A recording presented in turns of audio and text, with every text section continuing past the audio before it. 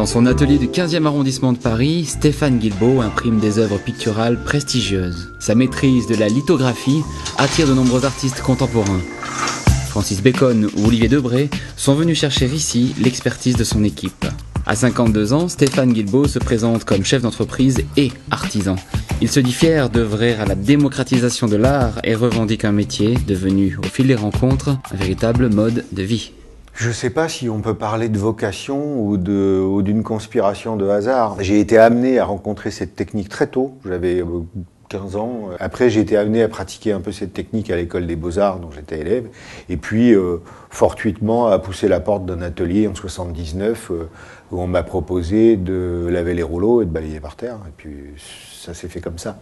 Comme artisan, je suis un pur produit de l'échec scolaire, je plaisante à peine. Ce métier m'a donné le goût de la contrainte librement consentie. Et la contrainte subie dans le cadre scolaire ne me convenait pas du tout.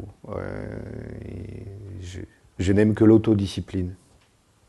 J'ai plutôt fait mes humanités, comme on dit, avec les artistes que j'ai côtoyés. Comme par exemple Pierre Alechinsky qui me recommande souvent des bouquins, comme Corneille qui m'a fait lire des tas de choses. Nous sommes comme les costumes d'Arlequin qu'évoque Michel Serres dans Le Tiers Instruit. On est constitué de mille et une facettes, de mille et une rencontres. En 2010, vous êtes nommé maître d'art par le ministère de la Culture et de la Communication.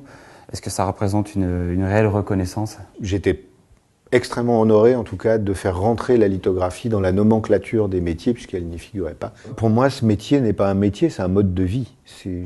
D'abord, je ne sais rien faire d'autre, et je n'envisage pas de faire autre chose. Mais travailler pour les autres, c'est extrêmement enrichissant aussi.